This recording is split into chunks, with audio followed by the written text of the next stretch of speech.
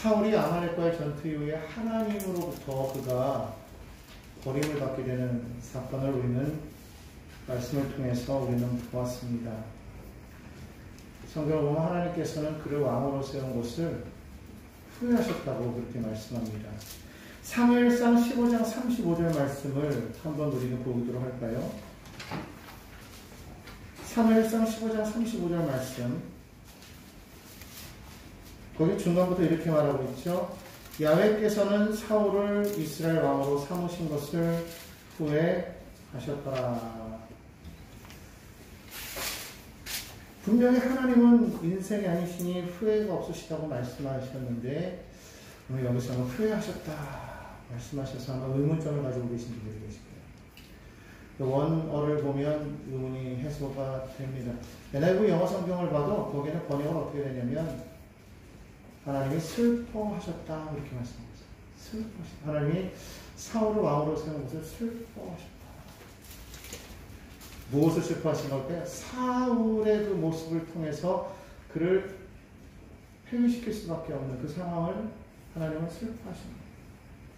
사울의 그 모습을 보면서 슬퍼하신 거예요. 처음에 그 왕으로 세운 자가 누구입니까? 하나님이십니다. 하나님이 그를 왕으로 세우셨어요. 근데 지금은 하나님이 직접 손으로 그를 폐위시켜요. 얼마나 마음이 슬프실까요? 여러분 잘 아는 것처럼 예수님의 12제자 가운데 가롯 유다를 아실 겁니다. 가롯 유다는 어떤 사람이었습니까? 예수님을 팔아버린 사람이에요.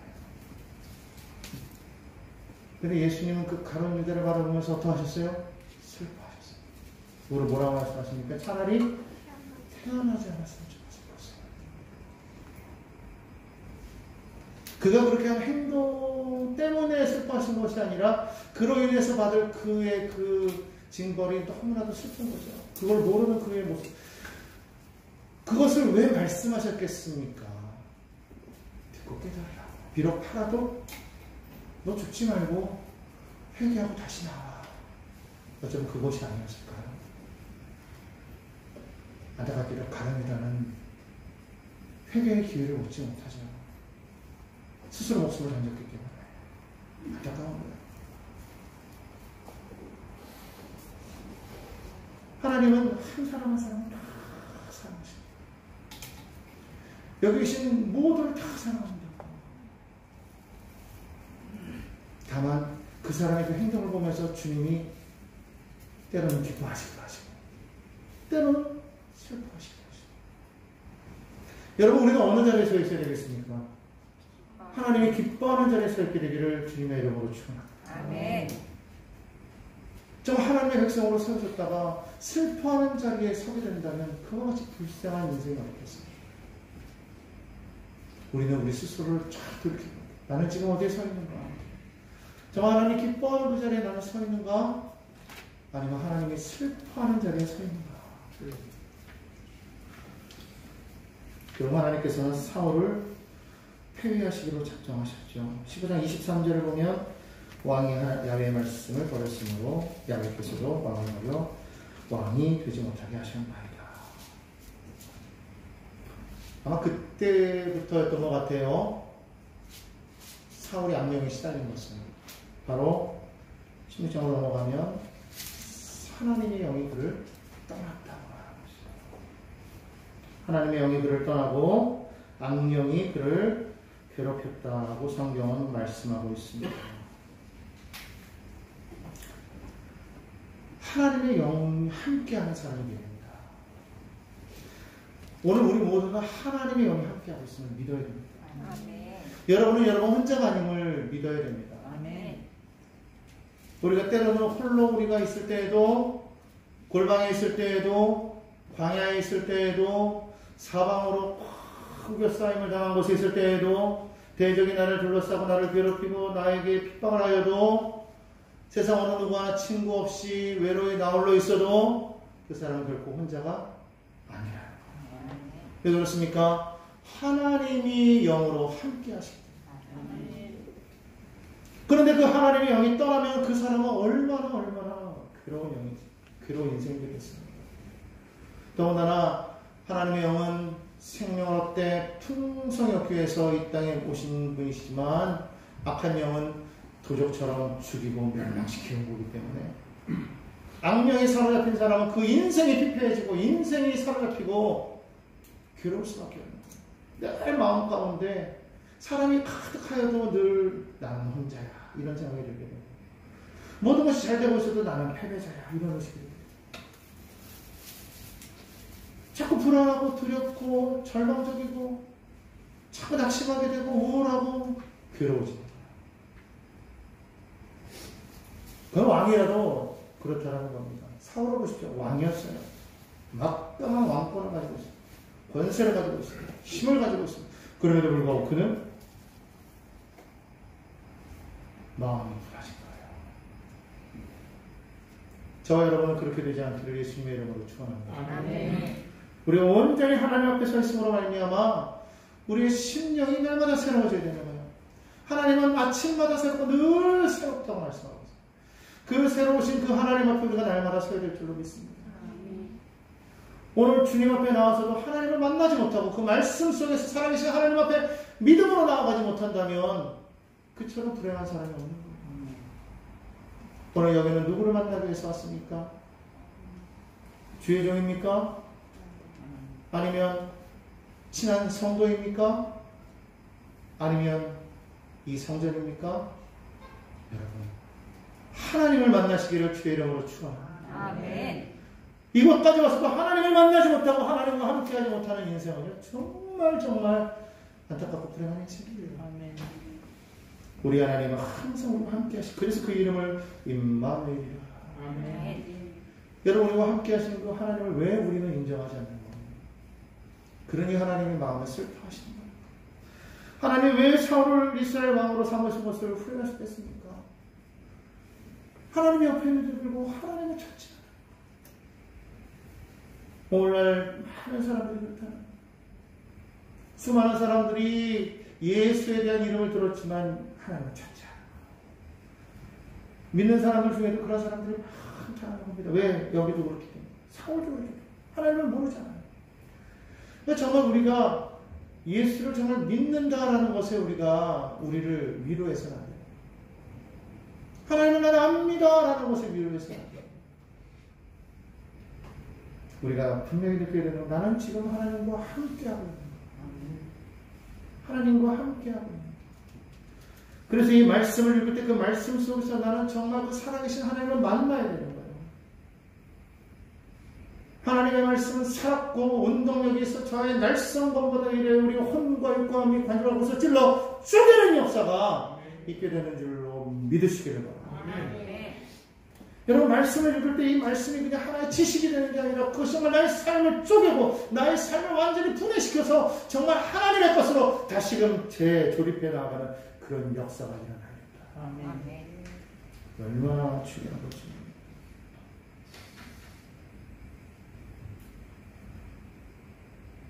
여러분 우리가 보통 역사다 그러면 그 역사는 무엇에 대한 역사입니까? 사실 역사에 대해서 말할 때 여러 가지 많은 말들을 하지만 역사를 우리가 보통 얘기할 때는 주로 왕에 대해서 얘기를 합니다. 그래서 왕에 대한 이야기가 쭉 흘러나갈 때 우리는 역사라고 말해요. 그래서 우리는 옛날 역사를 볼 때 우리가 뭐 고려사 또 조선사 그럴 때 보면 주로 무엇을 얘기합니까? 왕의 이름을 얘기하잖아요. 그래서 어렸을 때 기억나는 것은 국사를 가르치실 때 그것만 외우라는 거예요. 고려시대 왕의 그 이름, 조선시대 왕의 대해정왕, 경성무, 편덕정원, 수선왕, 수계인, 명신이, 목정원, 창원무, 태종, 태종, 문다, 세상 쫙 그것만 외우라는 거예요. 뭐 고려사 조선의 역사가 그냥 왕의 이름 하면 그때 그 왕 때 무슨 일이 있었어. 그냥 이게 딱 나오는 거예요, 그냥. 사실 역사는 그냥 왕의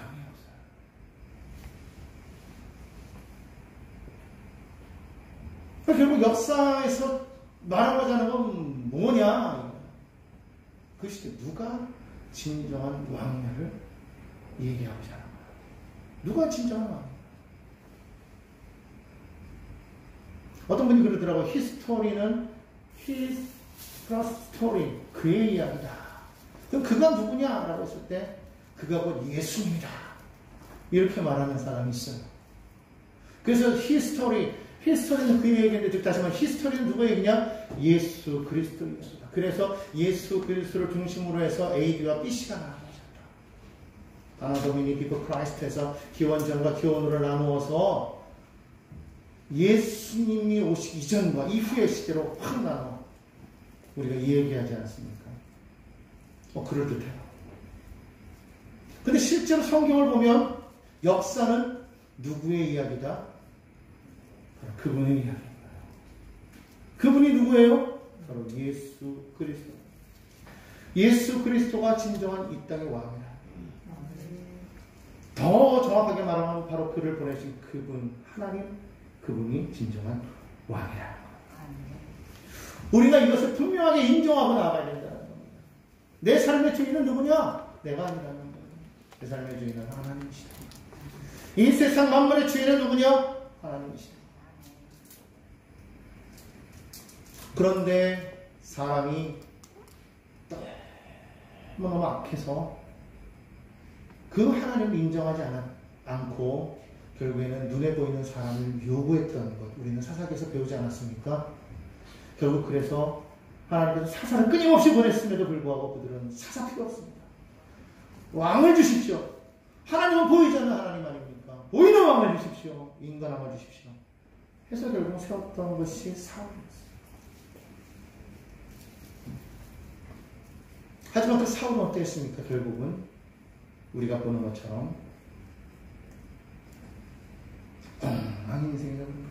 하나님을 버리고 자기 마음대로 행동을 했던 것을 우리는 봅니다. 결국 그것 때문에 하나님께서는 사울을 패하고 다윗을 세웠다. 바로 그 일이 있고 나서부터 아마 이때부터인 것 같아요. 사울이 왕권에 집착하게 된 것을. 그 이전에는 그러지 않았죠? 지난번에 우리 보지 않았습니까? 사울이 얼마나 대단했습니까? 처음에 그 암몬 족속을 물리칠 때만 해도 성령의 충만한 가운데에서 그가 이스라엘 사람들을 모아서 암몬 군인들을 물리치고 길르앗 야베스 사람들을 구해내고 이rak 이스라엘의 스타에서 정식으로 왕으로 탁 등극해서 이스라엘 다스려 나갈 때 그는 온 주변에 있는 나라들을 다 평정하면서 정말 힘세고 재능이 있고 지혜로운 사람들을 모았다고 그때 말했잖아요. 아주 지혜로운 왕이었다라는 것이죠. 그런데 지금 그는 그런 모습이 아닙니다. 하나님을 위하고 백성을 위하는 그런 왕이 아니라 이제는 강령에 사로잡혀서 정말 그 자리에 집착하는 그러한 불쌍한 왕이 되어버렸다는 겁니다. 더군다나 정말 그 다윗이 골리앗을 이기고 그 이후로부터 승승장구하면서 막 블레셋과 싸우면서 막 이름을 막 날리기 시작하니 그때부터 그 마음에 더 두려움이 생기고 저것이 내 자리를 편하려고 하는구나. 계속해서 다윗을 죽이려고 회유하기도 하고 심지어는 사위도 삼았다가 뭐 이런저런 방법으로 어떻게든 다윗을 누르려고 했지만 안 잡히니까 결국에는 이제는 죽이려 아예 작정을 하고 덤벼들었지 않았습니까? 결국 다윗이 도망다녔다고 이렇게 말씀드렸어요. 그런데 다윗은 어땠습니까?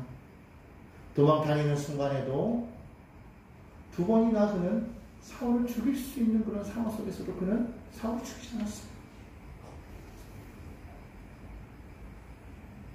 정말 이것이 다윗과 그리고 사울의 차이점이 아니었나 생각합니다. 다윗은 하나님을 두려웠다. 정말 그의 그 성품을 보면요. 사울이 있었을 때뿐만 아니라 사울이 죽은 이후에도 그것이 드러나는 거예요. 블레셋과의 그 길보아 전투에서 마지막 그 전투에서 사울이 죽임을 당합니다. 그의 아들들도 죽임을 당합니다. 당시 다윗은 아말렉과의 그 전쟁을 하고 있었기 때문에 아말렉과 전투에서 돌아오고 난 이후라 그 이야기를 제대로 모르고 있는 상황이었어요. 그런데 그때의 그 이스라엘의 그때 당시에 노예로 잡혀있던 그 아말렉 청년 하나가 사울이 죽어가는 그 장소에 있었던 것 같아요. 그러니까 사울이 자기가 스스로, 사실은 원래 어떻게 합니까? 스스로 죽임을 당하지만, 그런데 이 청년은 뭐라고 말합니까? 다윗에게 와서 사울왕의 왕관과 그 팔에 있던 팔찌를 가지고 와서 다윗에게 이것을 바치는 거예요. 우리 사무엘 하를 한번 보도록 하겠습니다. 사무엘 하 1장을 보겠습니다. 거기 보니까 2절에 한 아말렉 청년이 나왔어요. 이렇게 말합니다. 사흘째 되는 날에 한 사람이 사울의 진영에서 나왔는데 그의 옷은 찢어졌고 머리에는 흙이 있더라. 그가 다윗에게 나와 땅에 엎드려 절하매 쭉 내려가서 우리 밑으로 쭉 내려가서 10절을 한번 보도록 하겠습니다. 그가 엎드려진 후에는 살 수 없는 줄을 내가 알고 그의 곁에 서서 죽이고 그의 머리에 있는 왕관과 팔에 있는 고리를 벗겨서 내 주께로 가져왔나이다 하니라. 아마 이 청년은 다윗에게 이것을 갖고, 왜냐하면 다윗은 사울에게 지금 쫓기고 있는 입장이고 사울은 대적이었기 때문에 이 대적인 사울을 자신이 죽였다고 말하면 다윗은 자기에게 큰 상을 줄 것이라고 그렇게 착각했던 것 같아요. 그러니까 왕관을 벗기고 이 팔찌를 갖고 왔습니다. 그리고 내가 그를 죽였습니다. 자신 있게 얘기했어요. 근데 웬일입니까? 다윗이 상을 주기는 그냥 뭐라고 말합니까? 성경에 보니까 이렇게 말합니다. 14절입니다. 다윗이 그에게 이르되 내가 어찌하여 손을 들어 야훼의 기름 부음 받은 자를 죽이기를 두려워하지 아니하였느냐 하고 다윗이 청년 중 한 사람을 불러 이르되 가까이 가서 그를 죽이라 하매 그가 치매 곧 죽으니라. 왜 죽였어요? 하나님의 기름 부음 받은 자를 할례 받지 않은 이방인이 죽였다는 거예요. 여러분, 이게 다윗의 모습입니다. 지금 자기가 권세가 있어요. 사울에게 쫓기는 입장이 아닙니다. 그리고 사울은 죽었다고 그랬어요. 그럼에도 불구하고 그는 어떻게 합니까? 감히 하나님의 기름 부음 받은 자. 네가 죽였다? 죽여라. 다윗이 두려워했던 것은 사람이 아니었어요. 다윗은 하나님을 두려워했어요. 전능하신 하나님을 바라봤다. 이것만이 아니었습니다. 사울이 죽은 이후에 살아남은 아들이 있었어요. 이스보셋이라고. 이 이스보셋을 군대 장관이었던 아브넬이 왕으로 옹립합니다. 왕으로 세웠어요. 그럴 때에 다윗은 유다 헤브론 사람들, 즉 유다 사람들에 의해서 유다 헤브론의 왕으로 또 옹립이 됩니다. 갈려진 거예요. 두 나라가 생긴 겁니다. 자, 근데 이럴 때 아브넬이 자세히 보니까 이 상황이 아무리 봐도 우리는 더 이상 될 게 아니에요. 왜?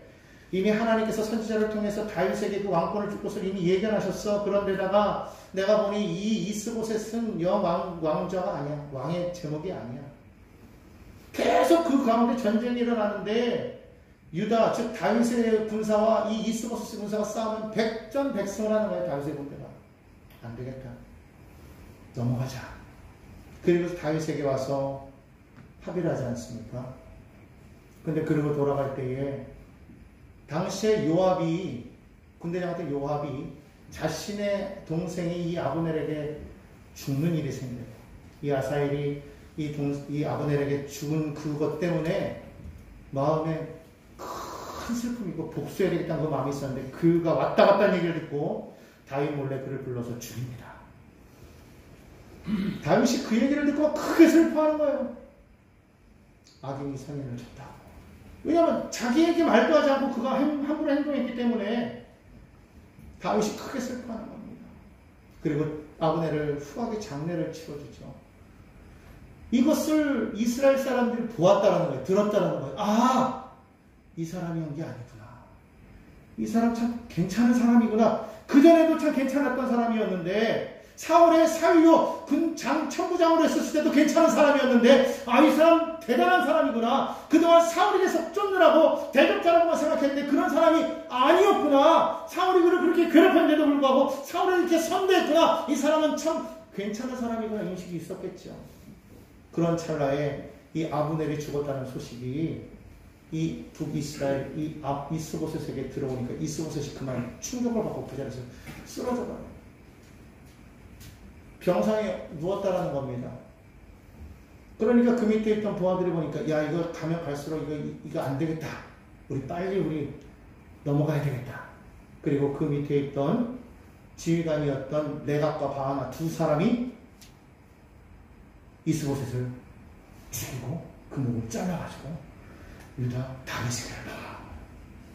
그래서 토하면서 말하는데 여기 당신의 대적인 이스보셋의 목이 있습니다.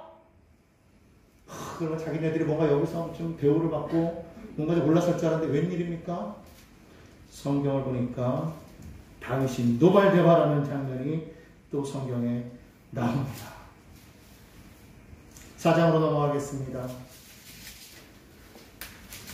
4장 9절과 10절을 제가 한번 읽어보겠습니다. 9절 빼고 10절 읽겠습니다. 전에 사람이 내게 알리기를 보라 사울이 죽었다 하며 그가 좋은 소식을 전하는 줄로 생각하였어도 내가 그를 잡아 시글락에서 죽여서 그것을 그 소식을 전한 가품으로 삼았거늘 하물며 악인이 의인을 그의 집 침상 위에서 죽인 것이겠느냐. 그런즉 내가 악인의 피 흘린 죄를 너희에게 갚아서 너희를 이 땅에서 없이 하지 아니하겠느냐 하고 청년들에게 명하며 곧 그들을 죽이고 그리고는 이스보셋의 목을 가져다가 아브넬의 묘에다 같이 장사를 지어줬어요. 이것이 이스라엘 사람들의 귀에 들렸겠어요? 안 들렸겠어요? 들렸다. 아, 우리가 오해한 거라고. 다윗은 이런 사람이었다고. 그동안에 우리가 몰라서 다윗을 잡아 죽이려고 했는데 알고 봤더니 이 사람은 우리를 위하는 사람이었다고. 자기를 그렇게 괴롭혔던 대적의 아들임에도 불구하고 그를 죽여서 갖고 온 이 사람들을 죽이고 오히려 후하게 장례시켜줬더라. 더군다나 그 앞에 보면은 사울이 죽었을 때에 그 사울의 그 시체를 이 길라디 아베스 사람들이 와가지고 걷어다가 장례를 치러준 사건을 듣고 나서는 다윗이 그들을 칭찬하는 거예요. 너희가 정말로 대단한 일을 하였다. 정말 좋은 일을 하였다. 이런 소문이 막 겹치면서 이스라엘 사람들의 마음이 어디에게 쏠리겠습니까? 다윗에게 쏠렸다는 거예요. 하나님을 경외하니 하나님께 인정받아 대적을 선대하니 사람들에게 인정받아 결국은 오늘 본문 말씀이 그거예요. 그 일이 있고 나서 5장 1절에 이렇게 말을 하고 있습니다. 본문 말씀 다 함께 눈으로 보십시오. 이스라엘 모든 지파가 헤브론에 이르러 다윗에게 나와 이르되 보소서 우리는 왕의 한 골육이니이다. 이스라엘 모든 지파가 헤브론에 왔다. 모든 지파가 헤브론에 왔습니다. 화해장이 이루어집니다.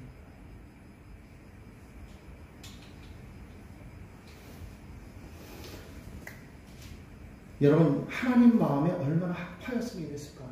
그래서 사도행전 13장 22절 말씀에 보면 하나님께서 이렇게 말씀하시는 거예요. 내가 이새의 아들 다윗을 만나니 내 마음에 맞는 사람이라.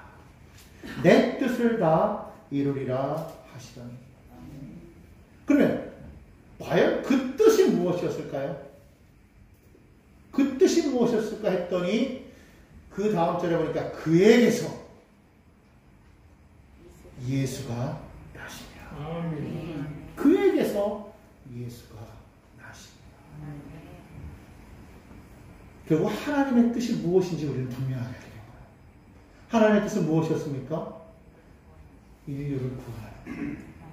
예수를 이 땅에 보내심으로 말미암아 인류를 구원하여서 이 땅 가운데 하나님이 진정한 왕으로서 우리를 다스리시겠다. 아멘. 결국 하나님께서 이 역사를 이끌어 나아가는 그 핵심은 무엇이었습니까? 우리를 새롭게 하여 진정한 하나님 나라의 백성 삼아서 이 땅 가운데 하나님의 나라를 이루어 나아가시겠다는 거예요. 그냥 지금처럼 그냥 이민족 저민족 일어나서 이 나라 저 나라 일어나서 힘 있는 자가 힘 없는 자를 쳐서 이것은 내 땅이야 뭐 이렇게 막 전쟁하는 그런 세대가 아니라 모든 사람들이 하나가 되어 화합하여서 하나님을 왕으로 찬양하는 그런 나라. 정말 하나님께서 태초에 우리를 만드셨던 그 모습 그대로 정말 살아갈 수 있는 그런 나라. 그 나라를 하나님이 세우기를 원하셨다. 그래서 결국은 하나님께서는 기다리다가 결국 마침내 그 뜻을 누구를 통해서 하나님의 마음에 합한 그 다윗 왕을 찾아내심으로 말미암아 그를 통해서 그의 후손 가운데 예수가 나게 하시고 그 예수 그리스도로 말미암아 우리 모두를 누구든지 그를 믿는 자마다 멸망치 않고 영생을 얻게 하라 하십니다. 오늘 여러분 이것 때문에 우리는 이 자리에 살아요. 그렇다면 저와 여러분들은 어느 나라 백성입니까? 하나님 나라 백성입니다. 육신으로는 우리가 대한민국 이 땅에 태어났기 때문에 우리는 분명한 대한민국의 주권을 가진 국민입니다. 그러나 폭넓게 보면 우리는 더 나아가서 하나님 나라의 백성입니다. 이것을 잊어서는 안 되는 거예요. 이 땅에서는 대한민국도 있고 또 수많은 나라들이 있습니다. 수많은 민족들이 있습니다. 그러나 그것은 이 땅에서의 구분일 뿐이고 하나님 나라 안에서 우리는 다 하나일 거예요. 그렇기 때문에 이 비밀을 안 우리는 그럼 어떻게 될까요? 이것을 전하는 자가 되어야 된다. 하나님께서 원하시는 그 뜻이 무엇인지 알았다면 다윗을 통하여서 하나님께서 이 땅 가운데 예수 그리스도가 오실 수 있는 그 통로를 만드심으로 말미암아 진정한 왕 예수 그리스도를 이 땅에 보내심으로 예수를 통하여서 내가 왕이다라고 말씀하시는 그 하나님께서 말씀하시기에 나는 이 땅 가운데 내 나라를 세워나가겠다 말씀하시며 그 모든 사람들을 그 나라로 초대하시는 거예요. 누구든지 목마른 자는 내게로 오라. 내게로 오는 자마다 목마르지 아니할 것이다. 아멘. 다 오라고 말씀하시는 거예요. 가난뱅이도 부자도 남자도 여자도 다 원하는 거예요. 오늘 주님이 이렇게 초대하고 계시는데 그 자리에 우리는 초대장을 받았어요. 그런데 세상을 보십시오. 모르는 사람이 너무 많아. 세상에 정말 예수를 모르는 사람이 너무 많아요. 여러분 우리는 오래전부터 예수 그리스도를 믿어왔기 때문에 우리는 그냥 생각할 때 우리는 그래도 기독교 국가야. 우리는 기독교적으로 자유로운 나라야. 그렇게 말하지만 여러분 지금 여러분 상황을 보십시오. 정말 그렇습니까? 아니에요. 점점 숫자는 줄어들고 있다고 자꾸 얘기하지 않아요? 이제 뭐 전도가 안 된다고 자꾸 얘기하지 않습니까? 근데 그 얘기가 누구에게서 나오는지 아십니까? 안타깝게도 우리가 그렇게 얘기하고 있어요. 우리가. 여러분 처음을 생각해 보십시오. 예수님께서 부활하신 이후에 이 땅에 남아있는 예수님의 제자들은 몇 명이었습니까? 120명이었어요. 그 외 나머지 모든 사람들은요 다 예수를 핍박하는 사람들이었어요. 유대인들도처럼 이방인들은 더했죠. 온갖 신들을 섬기지 않았습니까? 그때는 예수 믿는 사람들이 눈에 찾아볼 수 없을 정도로 극소수였단 말이에요. 그런데 지금 어떻습니까? 온 세계에 하나님을 믿는 사람들이 가득해요. 여러분 하나님이 죽었습니까? 하나님의 능력이 옛날보다 좀 떨어졌습니까? 이제 좀 시간이 지났습니까? 하나님도 이제 좀 어느 정도 좀 연세가 있으셔가지고 이제 조금 좀 기력이 쇠해졌습니까? 아니잖아요. 우리 하나님은 어제나 오늘나 영원토록 동일하시다. 아멘.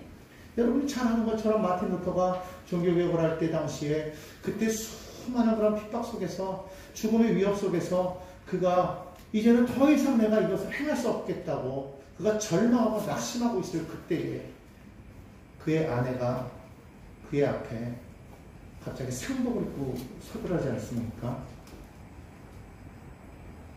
루터가 깜짝 놀라서 아니 누가 죽었어? 그랬더니 그의 아내 말이 당신이 믿는 하나님이 죽었습니다.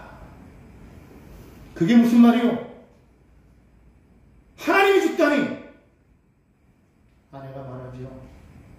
그러면 하나님이 죽지 않았다면 당신 어째서 그렇게 낙심하고 있습니까? 당신 어째서 그렇게 절망하고 있습니까? 거기에 루터가 완전히 깨졌다는 거 아닙니까? 아, 하나님이 살아계시네. 내가 지금 낙심하고 있는 것이야. 결국 그때로부터 다시 루터가 힘을 얻고 결국에는 이 종교개혁을 마침내 이루어냈다는 그런 역사를 우리는 들어서 알고 있습니다. 여러분의 하나님은 죽었습니까? 여러분의 하나님은 아니면 살아계십니까? 저와 여러분의 하나님은 살아계신 하나님이심을 믿으시기를 간절히 축원합니다. 우리 하나님은 죽은 자의 하나님이 아니라 산 자의 하나님. 우리 하나님은 어제도 계셨고 오늘도 계시며 영원히 계실 전능하신 만군의 하나님 야훼임을 여러분 기억하시기 바랍니다. 어느 누가 하나님을 대적하며 어느 누가 하나님의 일을 거스릴 수가 있습니다. 악한 원수마귀가 우리를 멸망시키려고 그렇게 계획하였지만 하나님께서는 결국 자신을 희생시켜서 우리를 구원하신 거예요. 사단이 우리를 대적할 수 없어요. 악한 원수마귀가 우리를 멸망길로 인도할 수 없다는 겁니다. 왜? 주님이 주인이시기 때문에. 그분이 왕이시기 때문에. 사단이라고 할지라도 그것은 하나님의 피조물일 뿐이요. 하나님만이 창조주요, 하나님만이 구원주요, 하나님만이 왕이신 것을 여러분 믿으시기를 바랍니다. 혹시라도 이 가운데 계신 분들께서 혹시라도 그런 마음이 있다면 오늘 이 시간 주 앞에 나와 철저하게 회개하십시오. 하나님 살아계십니다. 나의 하나님 살아계신 하나님, 역사하는 하나님, 우리의 삶 가운데 거하신 하나님, 온전히 주님을 믿습니다. 그 하나님을 믿는 자는 넘어져도 다시 일어나는 거예요. 저는 엎드러지나 아주 망하지 아니할 것은 주께서 저를 권고하시니 하나님의 은혜를 붙들고 계심을 믿으시기를 바랍니다. 우리가 이 보배를 들그릇에 가졌으니 이는 능력의 심이 큰 것이 하나님께 있고 우리에게 있지 아니함을 알게 하려 하시니라. 우리가 사망으로 우겨쌈을 당하여도 쌓이지 아니하고 답답한 일을 당하여도 낙심치 아니하고 핍박을 받아도 버림받지 아니하고 거꾸로 틈을 당하여도 망하지 아니하고 오직 예수 주님 것을 우리 몸에 짊어지면 예수의 생명이 우리 몸에 나타나게 하려 하시니라. 오늘 저와 여러분은 우리 육신은 부패하고 날로 썩어져 가지만 그러나 우리의 속사람은 바로 주님 때문에 날마다 새로워진다는 것을 믿으시기를 주님의 이름으로 축원합니다. 그러므로 여러분과 입술로만 하나님을 믿는다 말하지 마시고 진정으로 살아계신 하나님을 만나는 저와 여러분 되기를 주님의 이름으로 축원합니다. 하나님을 만날 때 기적이 일어납니다. 하나님을 만날 때 역사가 일어납니다. 하나님은 능력의 하나님, 전능하신 만군의 하나님이시기 때문에 대적이 한 길로 왔다가 일곱 길로 도망가는 역사가 반드시 있게 될 줄로 믿습니다. 하나님의 말씀대로 순종하는 자 집에서도 복을 받고 들에서도 복을 받고 그의 떡반죽 그릇까지도 복을 받는다고 성경은 말씀합니다. 오늘 저와 여러분은 복 있는 사람입니까? 아닙니까? 복 있는 사람입니다. 정말입니까? 하나님의 만군의 하나님으로 능력의 하나님으로 진정한 왕으로 여러분 삶 가운데 역사하셔서 여러분과 함께 하시는 바로 그 하나님을 여러분 믿으시기를 바랍니다. 그리고 다윗처럼 그 하나님의 뜻이 우리 가운데 이루어지게 하여 주옵소서. 뜻이 하늘에서 이루어진 것 같이 땅에서도 이루어지는데 그것이 바로 우리의 삶을 통하여 하나님 이루어지기를 원하나이다. 하나님이 땅 가운데 믿지 않는 수많은 영혼들에게 하나님 정말 주님의 살아계심을 보일 수 있는 우리가 되게 하여 주옵소서. 우리 하나님 살아계심을 여러분 고백하십시오. 하나님 일을 이루십니다. 반드시 그와 같은 놀라운 역사가 우리 가운데 있음을 고백하시고 정말 다윗과 함께하는 그 하나님 오늘 나와도 함께하여 주옵소서. 5장 10절에 보니까 이렇게 말합니다. 만군의 하나님 야훼께서 함께 계시니 다윗이 점점 강성하여 가니라. 오늘 이것이 비단 다윗에게만 주어진 말씀이 아니라 저와 여러분에게 주시는 말씀임을 깨닫고 만군의 하나님 야훼께서 함께 가시니 상현이가 점점 강성하여 갑니다. 그 말은 내가 하나님과 함께 할 때 가능합니다. 여러분 하나님 함께하고 계십니까? 그렇다면 고백합시다. 오늘 다윗의 이름에 우리 각자 이름을 놓고 한번 우리 10절 말씀 한번 읽어보겠습니다. 시작. 만군의 하나님 야훼께서 함께 계시니 상현이가 점점 강성하여 가니라. 아멘. 아멘.